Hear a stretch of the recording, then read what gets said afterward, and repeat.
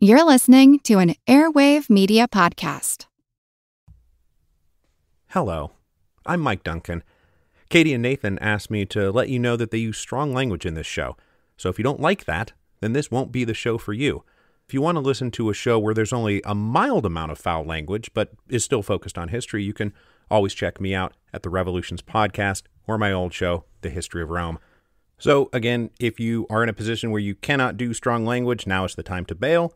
But if you're in a position where you can do strong language, then by all means, keep listening.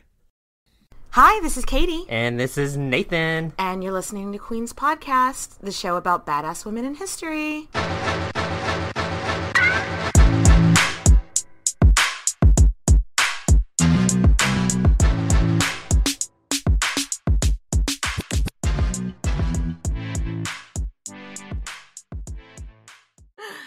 Hey, Nathan.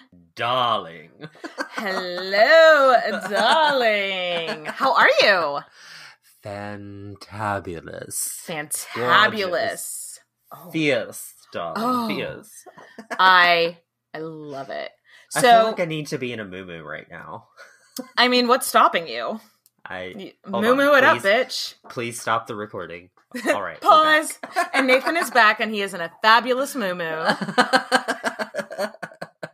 So how has your week been, Katie? Well, last time we recorded, I was still in dry January. I am no longer in dry January. But now she's wet. Well, that's a little bit personal, Nathan, but okay. But Nathan, who are we talking about today? Jadwiga. Jadwiga of the Jadwiga of Poland, King of Poland. I think this is technically our first king that we've covered. I'm living for every moment of this. Yes. This is such a fun story. I'm so excited to get into it. But first up, we got two things to cover. One, we got some Patreon shout-outs. Yeah, so shout-outs to Jill, Sophie, Jules, Ashley, Lauren, Jennifer, Riley, Tina, Alicia, and Laura. Yes, and thank you to all of our Patreon supporters and everyone that listens to the show. We love do it without you. You are each individual snowflakes, and we love you so much. And now, Nathan, tell us about this cocktail. I have feelings. I have loads of feelings. So it is, I took 1.5 ounces. What's the name of it? Oh, it's the Polish martini. For our Polish king, girl king. Yes. So I took 1.5 ounces of vodka, 1.5 ounces of bison grass vodka, which was new to me. New to me too, because it was okay. So bison grass vodka. Obviously, I have feelings, and it is rice vodka with a piece of bison grass. So I had to look it up before I committed to drinking this cocktail, because as a vegetarian, I was like, does it have beef in it? What does bison grass mean? But it's just literally the kind of grass that the bison eat. Yeah, and they can't make this grass anywhere else. Like, they can't cultivate it anywhere else in the world except for in Poland? this one area. Yeah. Interesting. And so they take one blade of grass and they put it in the vodka and let it soak. Interesting. I'll be damned. So I took 1.5 ounces of bison grass vodka with that 1.5 ounces of vodka and 1.5 ounces of honeysuckle liqueur, which new fave, by the way. And then 2 ounces of apple juice. Okay. So, guys, it tastes like the Apple Jacks cereal. It does. It really does. Like, it tastes spicy but appley, and I think that's what that grass vodka does, is it gives it this weird spicy earthy flavor. Okay. That's bizarre. That tastes like grass. Anyway, we're talking about Jadwiga of Poland. So she was born, and we have no idea when. We think like, we don't know the month, so we can't make any guesses at her sign or anything. But most likely she was born in 1373 in Buda, Hungary, which is part of modern-day Budapest. But this particular place was like its own city back then in Hungary. So let's talk about her family. Her dad was Louis the First, King of Hungary and Poland. Though the family lived like primarily in Hungary at the time. Yeah. So Daddy-O is a pretty cool guy. He seems like a cool guy to me. Like, he seemed pretty progressive. Yeah, at least about gender shit. I mean, I didn't look into him too deeply on how he felt about minorities or anything, but as far as being pro-female, yeah, he seems pretty cool. Yeah, and I don't want to know his stance on racism because I'm pretty sure because it's the 1300s. Great. No, it's not great. But he believed that peasants should have rights and should be able to do stuff too, which super duper progressive at the time. For the time, for someone in the nobility to be like, maybe we should like allow the peasants to talk without getting the shit beat out of them, was incredibly forward thinking. So Jadwiga's mother was Elizabeth of Bosnia. Might have her own Patreon show. Stage mom of medieval Poland, but go on. Yes. 3 daughters, no sons. And those daughters are Catherine, Mary, and Jadwiga.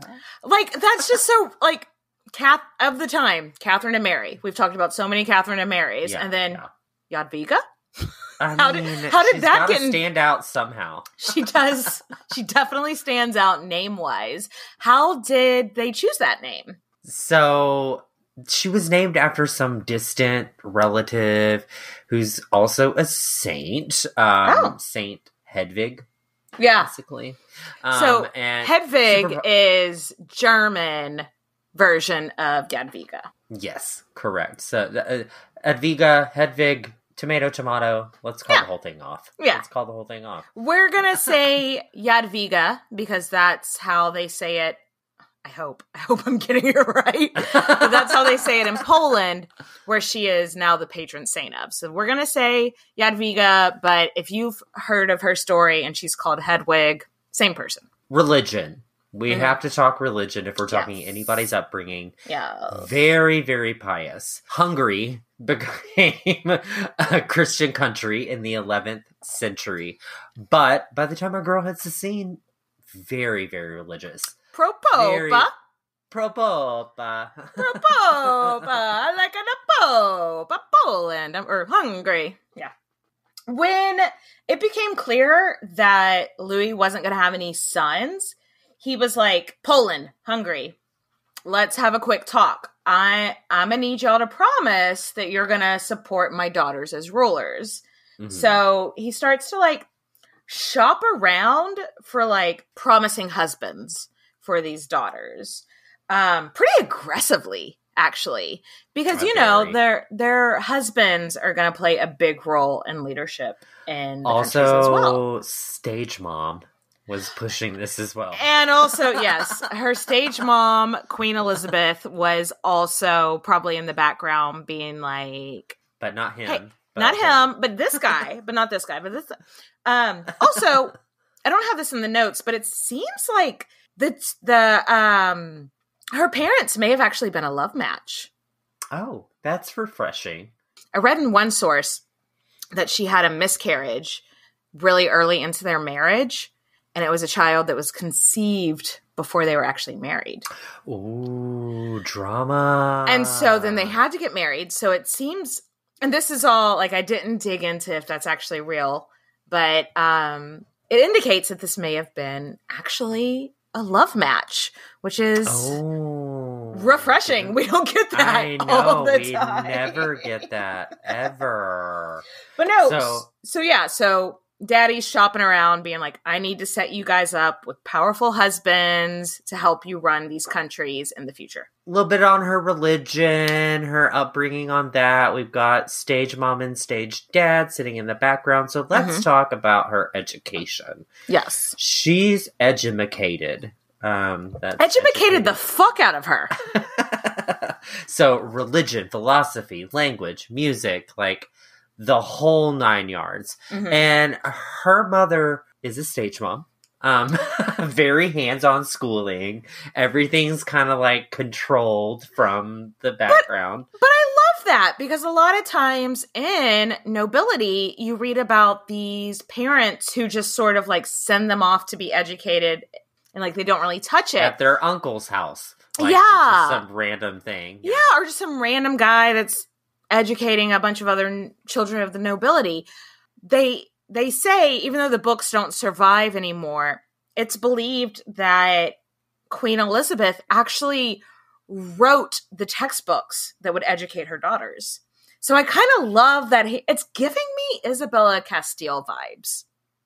Yeah. Where she's actually like so involved. Like she was so concerned. Like my daughters need to know everything. And these girls spoke at least 6 languages. At least that are documented. Giving me Cleopatra vibes. Right? So they would have definitely spoke Hungarian, Polish, Siberian, German, Bosnian, and Latin. And I love that because it's practical. Because we see a lot of queens like Catherine of Aragon. She was going to be sent to England to marry the king, the Prince of England. But no one ever taught her English. But this one, they're like, okay, you are from a ruling family in Hungary, so obviously you got to speak Hungarian. You're also the ruling family of Poland, so you got to speak Polish. Like, it seems like they made these choices deliberately, and I love that. These are choices that we do like. That makes sense.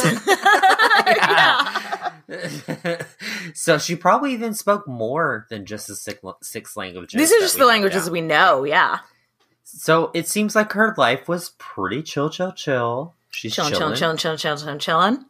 Yeah, she lived in Hungary where the royal family, pretty popular. Mother was super hands-on, stage mom, and her parents loved each other, like we said. They liked each other. They seemed to be in love, so she's not doing too shabby. It's a good start.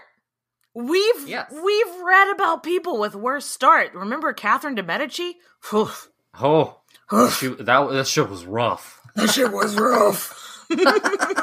So when Jadwiga was all of 2 years old, she was engaged. Guys, babies don't need jobs. We've already established that. Babies don't need jobs? Babies don't need marriages. Babies don't need husbands. Tell your mom. Tell your mom. Babies don't need jobs. Babies don't need husbands. Spread the word.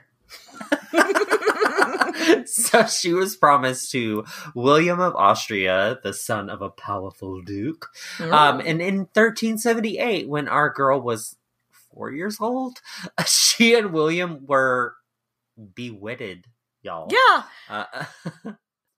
They went to Vegas. They got married. Elvis. The old Elvis, yes. I was a little confused by this because it doesn't appear that they had. We've talked about proxy marriages a lot in the show. Yes. Where they actually have the wedding ceremony and somebody stands in as proxy. It doesn't like your mom. Yeah. It doesn't seem like that was the case here, though. It seems like in this, it was just all through paperwork. And it was basically like, okay, we've done so much paperwork that you guys are married. And all they had to do... They're so done with it. They're like, where do I have to sign again? I'm over it. It was so much paperwork that they were like, let's just forego the ceremony. But basically their contract came down to, once you guys are finally of age, because if she's 2, then he's like 7, because I think he was only like 5 years older than her, maybe even less. Like they're still both babies. Babies don't need wives or husbands or jobs. But the way that their marriage contract worked out was once they consummated their marriage, they didn't need to have any more ceremonies. Once they banged it out, then they were husband and wife. How weird is it that your dad is talking about you in the future having sex? It's so weird. I don't like this journey for her. I don't. But her sister Mary was also betrothed at a young age, just like her, to this guy named Sigismund. And he was the son of the Holy Roman Emperor. And what is the Holy Roman Empire, Nathan? It's a state of mind. State of mind. Anyway, so Louis is like, you set, we're all set. And hey guys, everyone in Poland and Hungary, y'all are going to recognize my daughter Mary as my heir when I die. Poland at first was like, no. And then he was like, well, then I will give everyone in Poland a big tax break. And then they were like, yes. Yes. That's usually how it works. I mean, to be fair. Yeah. I would deal with that. As a tax-paying person, when someone's like, I'm going to get a tax break, I'm like, tell me more. Say more things. So let's fast forward to 1382, and Jadwiga is 8 years old, and her father gets super duper ill. No. We don't know a whole lot about her relationship with her father, but it seems like she and her sister and mom were with him when he passed, so they're probably closer than the average. Yeah, because a lot of the people that we've talked about on this podcast, when the person they inherited their title dies, they're maybe like at a whole other location. So to see that she was actually like at her father's deathbed, I think gives us a lot of insight into their family dynamic. Mm-hmm. So after Daddy's funeral, her mom Elizabeth was like, "Oh my God, we got so much shit to do." Direct quote. Direct quote. Well, but to be fair, I mean, yes. Whenever someone dies, there's a lot of shit to do. Like when someone in your immediate family passes away, there is a lot of shit to do, is what I'm getting at. Well, usually there's like a mourning period too, right? Like everybody kind of needs a week or two off to be super duper sad, but not with this. Mom, not whenever you're the child ruler of a country. Not whenever of two countries. Stage mom. Yeah, like, also that. Yeah. Mama's like, nope. Jadwiga's older sister, Mary, needs to be crowned. Bitch. Now, crown it. Crown it. So much. They crown her so quickly. Like, yeah, usually you'd wait a couple of weeks, but she's like, no, coronation now. And the reason is, you remember her fiance, Sigismund of Luxembourg, who I'm going to call Siggy. Can't you see? Sometimes your words just hypnotize me. He's very, very ambitious, and he wanted to be crowned as co-ruler. Oh, and no. Mama Elizabeth is like, we can't have that.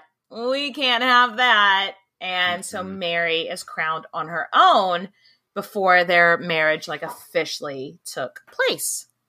Pretty smart. She beat him to the punch. Basically. Yes. She's always thinking one step ahead. This woman, I think. That's why I love her. Yeah. So in Hungary, there's no word for a female monarch because in English, you have a queen, and the queen rules on her own. But in Hungary, a queen meant like you're married to the king. To the king, so, yeah. Yeah, you're a consort. So we couldn't really call her a queen since she wasn't the primary consort right at that point. So she was actually crowned king. 11-year-old girl, king of Hungary. # baby girl king. Which I'm gonna try to make that shit trend. So Poland was, it's part of Europe, but they were not into being ruled by the Holy Roman Emperor at all. And they were not interested in Siggy, can't you see? whatsoever. They're like, what's your plan B here?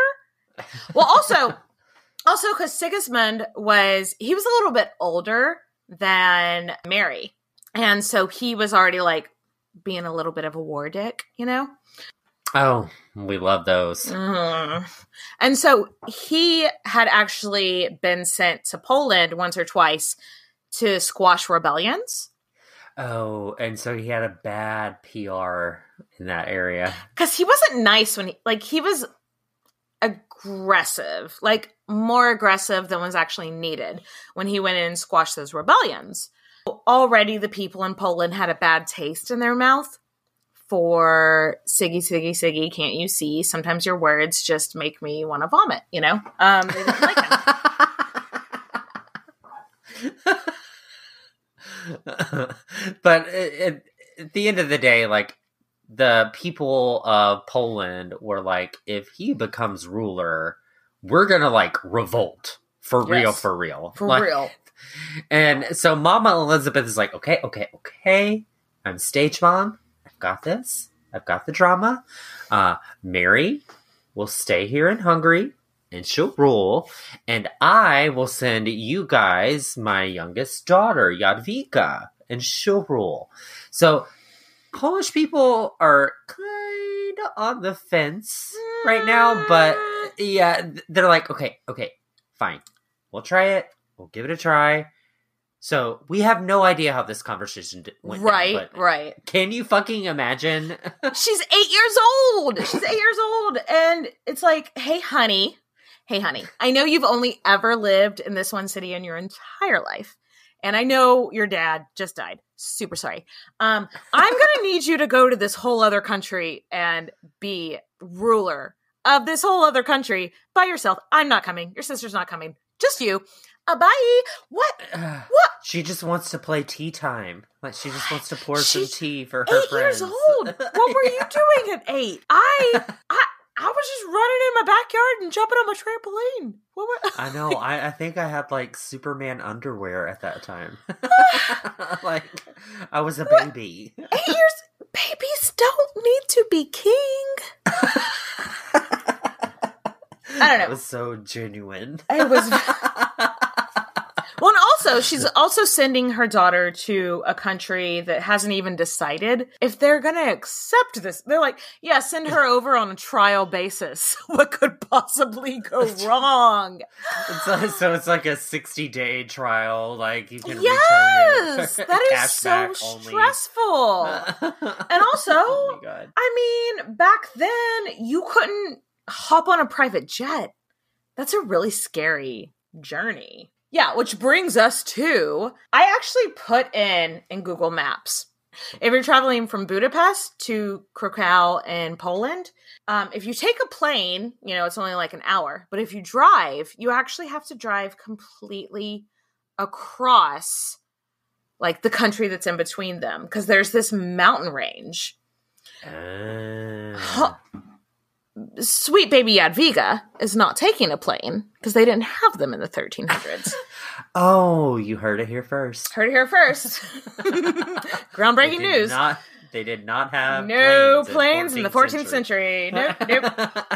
So she's having to go over by, like, carriage and horse over this horrible, like, very dangerous mountain range. We talked about in the Eleanor Aquitaine episode where it's like rich, noble women traveling are always like they might get kidnapped.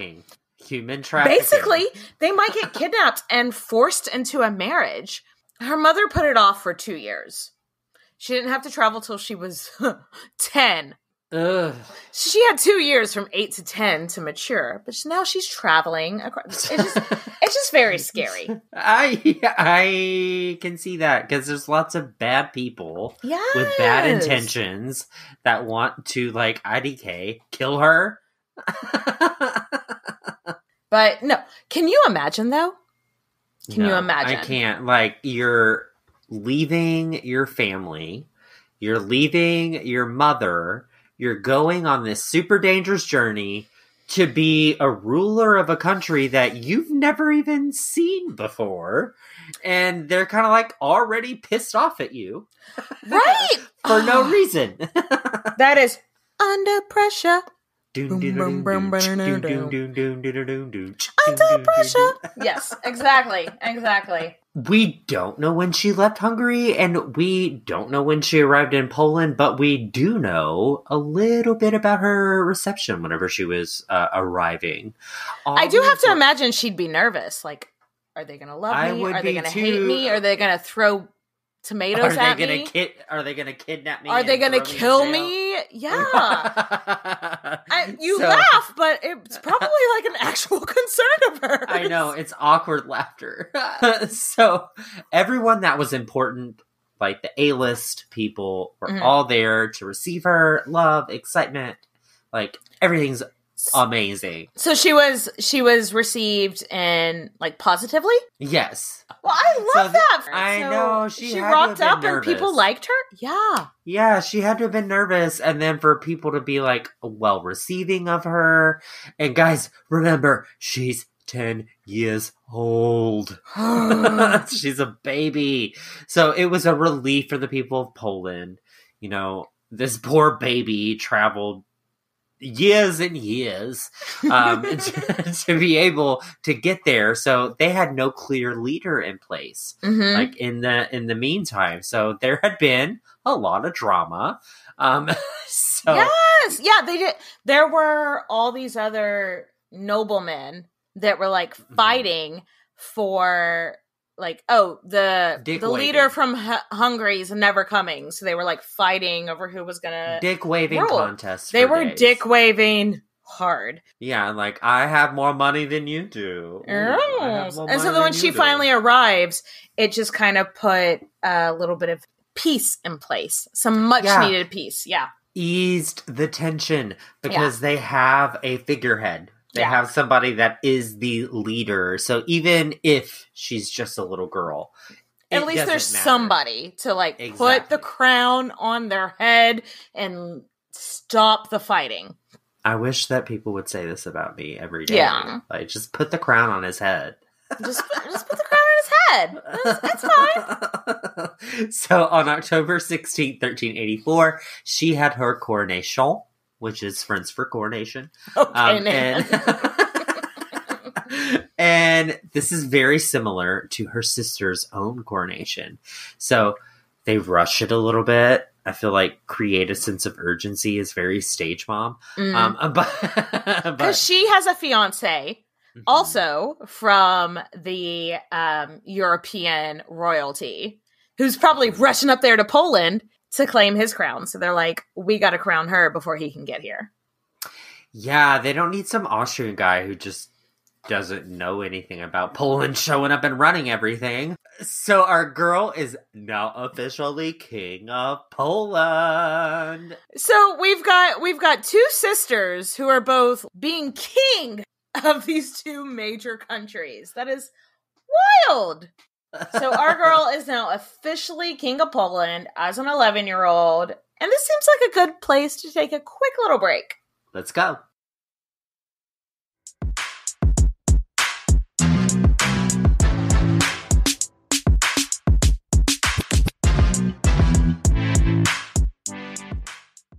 And we're back. Back at it again. So we last left our girl crowned king of Poland. We love our non-conforming, non-binary, non-gender conformant. I do kind of love it. It feels very modern, right? I know. That she was king of Poland. I like it. She's a gender fluid king of Poland at 11 years old, honey. I love it. I don't love the 11 years old part of it, but because babies still don't need jobs. Don't need jobs. So happy to tell you that Jadwiga was actually loved in Poland almost immediately. Breathe a sigh of relief, right? Like she carried herself as such a more experienced person. As an 11-year-old. So she's 11, carrying herself with the experience of a 30-year-old, basically, which really resonated with the people. And on top of that, she's smart and pious. Everyone in Poland is like, yes, Jadwiga. You know, like they're like into it. Oh, that sounded like a soccer game. They're doing some sports. Sports, yeah. Sports chants. I wish you could see Katie trying to like root on. Do a sports thing. They're sportsing. Jadwiga. Do the thing. Good at sports. So the fact that she spoke Polish, like from the get-go, that went a long way for her. Yeah. They were like, oh, bitch, she did her homework. Like, which honestly to us seems like the bar is on the floor. If you were trying to get a C in linguistics, yeah, you're just trying to pass. To us, it seems like obviously she would speak the language, but not always. So good for her. So another thing that she did that really made people love her was right away super duper charitable. Like, yes. Giving. Orphanages, check. Shelters, check. Poor people, check. Check. Yes. There was this one story that there was a man that she came across begging for money. So she bent down and took the golden buckle off of her shoe, gave it to him, and he was able to feed his family for a month. I mean, that's also a conversation about, like, you know... privilege. Yes. Privilege. That's what privilege is. But also, she has gone down in history as this incredibly charitable person who would do, like, bend over backwards to... Well, bend over to her shoe. Bend over frontward to her shoe and get... But that's not necessarily something that we could say about very many other royal people that we covered. Their reputation goes into they were so pious, they gave so much to the community that they literally took their possessions off themselves to give to the poor. I love it. I love it too. So she also started going to church, and this is something that I love too. And Catholic Church, y'all, is in Latin at the time, and no one knows what the hell he's saying. Yeah, they're in Poland, just being like, "Yeah, sure, what? I guess we like it. I don't know." Qu'est-ce que c'est? Like literally, what is this guy preaching, y'all? They don't know. And she ends up implementing a new rule and says, "You know what? These sermons need to be in Polish so that the common person can understand it." OMG, so revolutionary. And the thing is, she spoke Latin. And you see this a lot in medieval royal courts. Everyone that's of the nobility spoke Latin. So they go to church. It's a class thing. Exactly.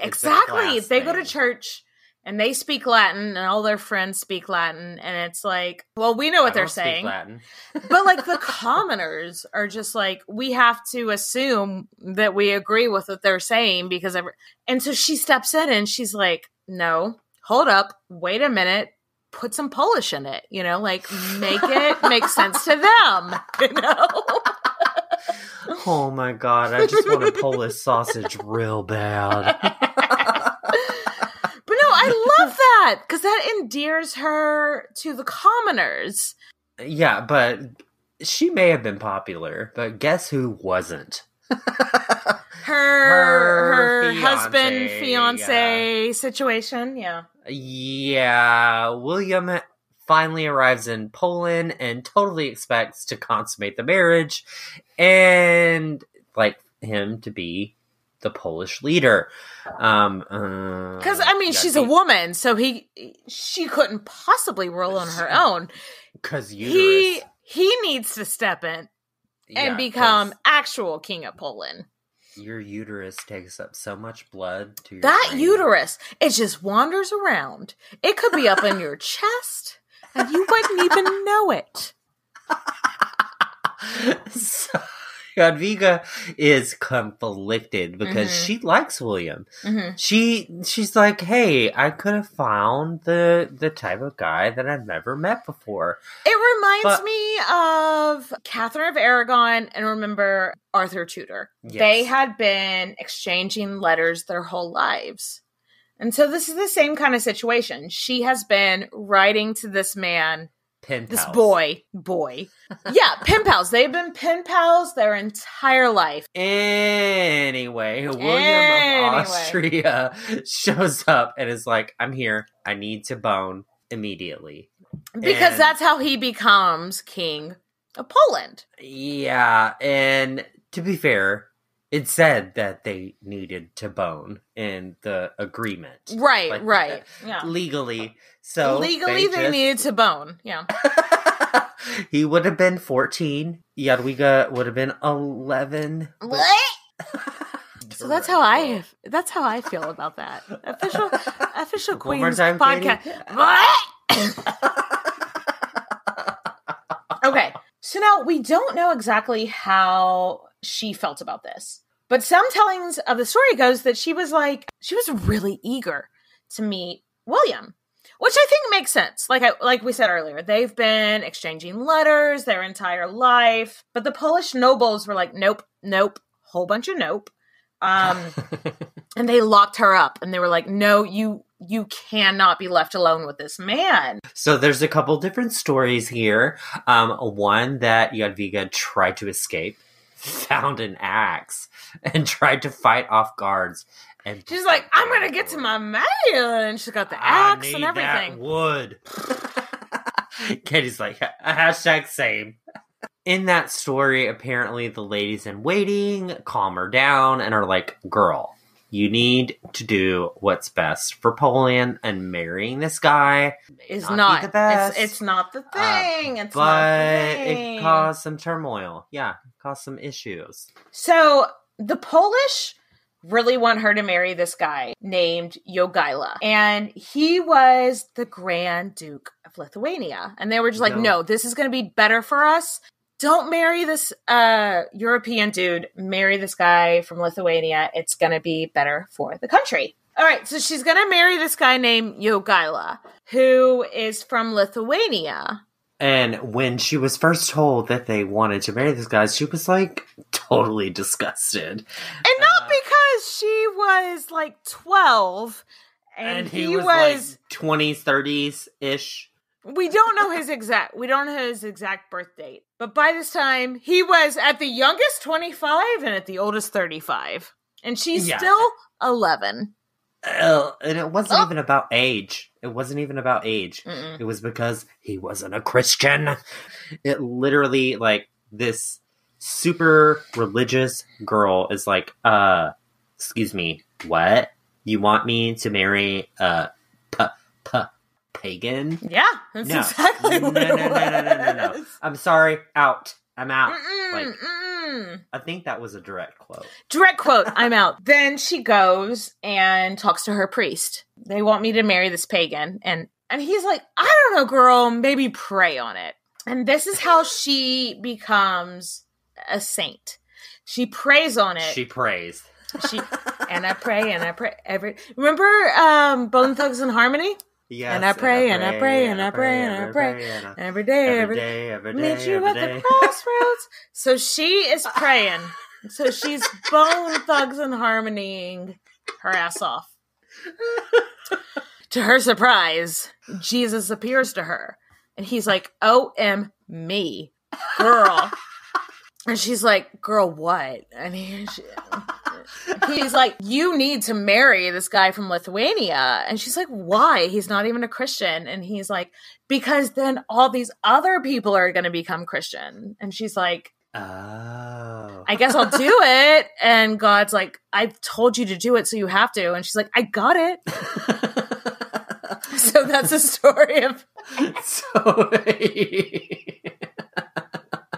I can just imagine, like, I'm just imagining, like, girl, what are you doing? Girl, OMG. what are you doing? So here's the thing. Lithuania and Poland had been fighting. They were on again, off again. And they've been fighting for years. And they are over it. And they have a common enemy. And there was this group of these zealot knights, and they were called the Teutonic Order. And the Teutonic Remember that name. The Teutonic Order was annoying to Poland. They were really fucking some shit up in Lithuania, too. So they were just like a whole hot mess. They were being aggressive as fuck in Lithuania. So Jogaila was like, look, I'm your king, and I'm just gonna like casually change the national Lithuanian religion to Christianity. Yeah. So Jogaila and all the other Lithuanian royalty were baptized, and just a few days later, the 12-year-old Jadwiga and the 25-ish, 35-ish old Jogaila was married in a Catholic ceremony.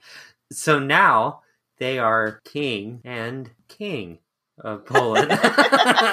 So, like, he's king of Lithuania, she's king of Poland. So they ruled as co-ruler. You hear a lot about this in history, where it's like, actually, the man ruled, even though it was like a female cohabitation project. But actually, it seems like Jadwiga actually did so much of the ruling. She had so much power, and she had so much adoration from her people, which I think is incredibly important. Obviously, there's the age issue. Yeah. She doesn't speak the language at first, but she learns it, as we've seen, is not a problem for her. Yeah. She learns it, honey. Yes. So, everything that was passed from here forward was underneath both of their names. Yes, exactly. And he never tried to overpower her. Uh-huh. And in turn, she always like looked to him. I just feel like they had a very respectful relationship. That's refreshing. How nice is that? How nice is that? Yeah. We don't get that. But now we want to talk about the B plot. B-plot. Jadwiga thriving, living her best life, but what's unexpectedly having the best time of her life in Poland.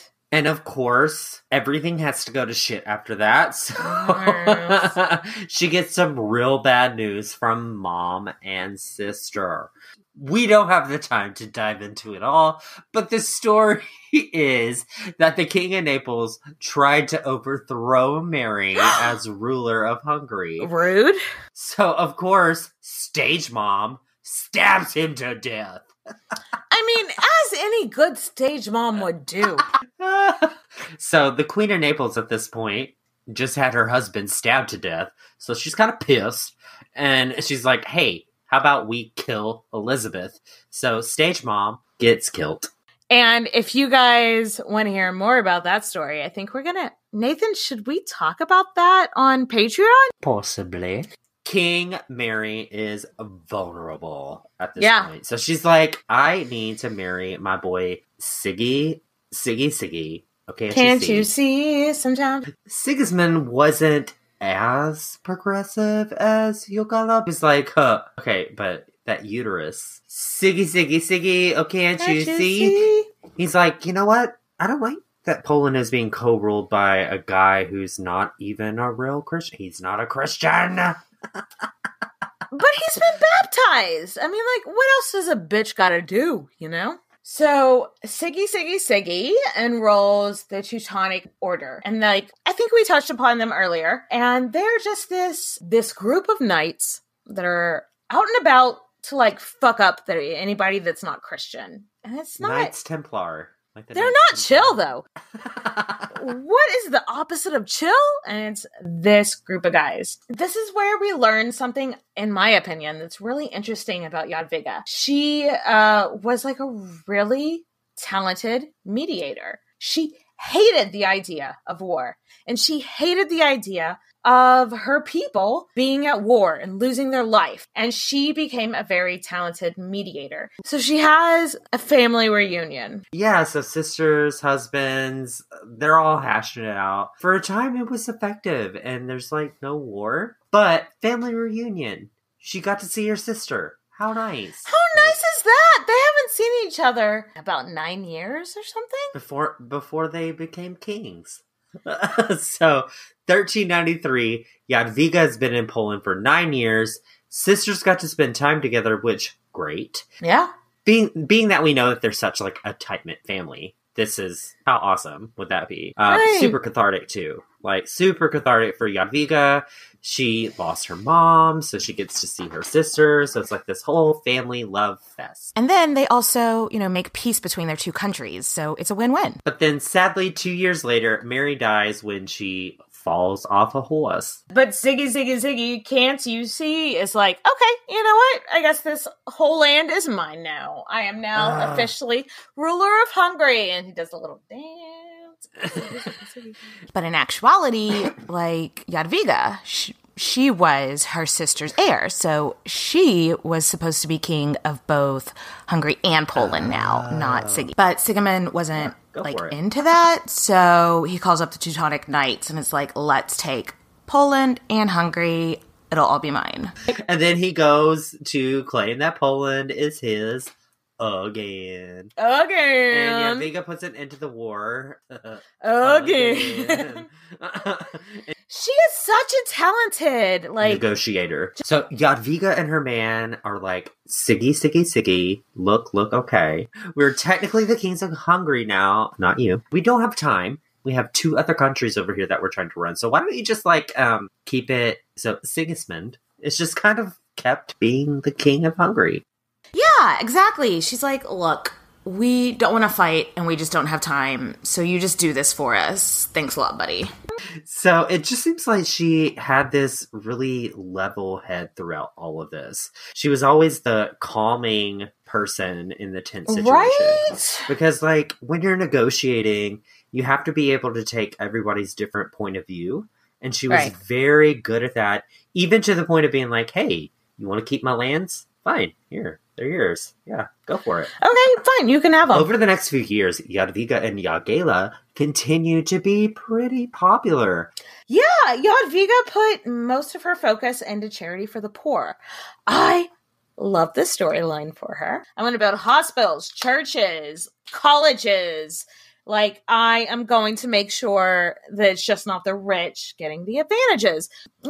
We love to see it. To this day, this time in Polish history is considered to be the golden age. So this is when they were living their best life. Yes, I believe it. Yes. I believe it. When Jadwiga was 24, she got preggers.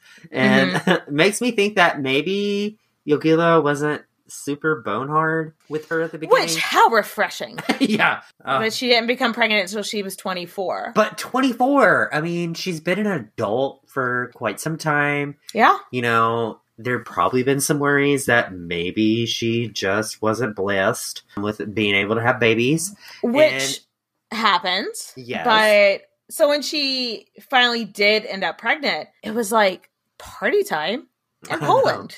It was the best everyone baby was like, shower ever. Yes.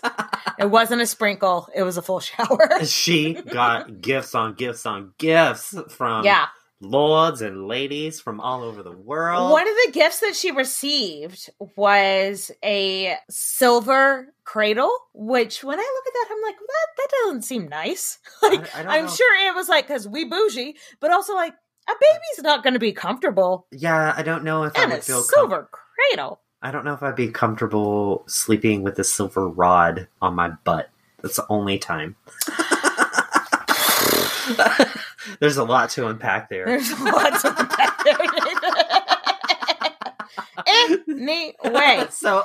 And in June 1399, Jadwiga gave birth to a little girl, and they were real inventive with names, so they named her after her stage mom, Elizabeth. Well, she loved her mother. I think she very deeply loved her mother, and the Pope stood as godfather. So is there anything more bougie than the Pope being I'm the Pope? I'm the godfather. I'm going to give you pasta. Baby Elizabeth, unfortunately, was born very premature, and the birth was difficult.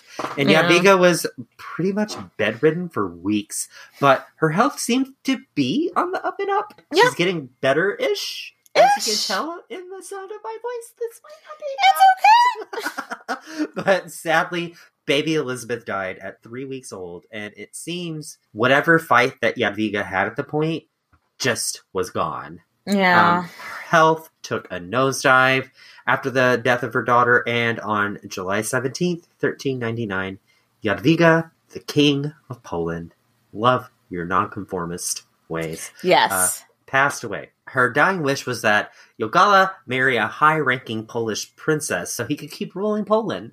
And at first, Jogala He was like, no. No, He was negative. like, I'm not interested.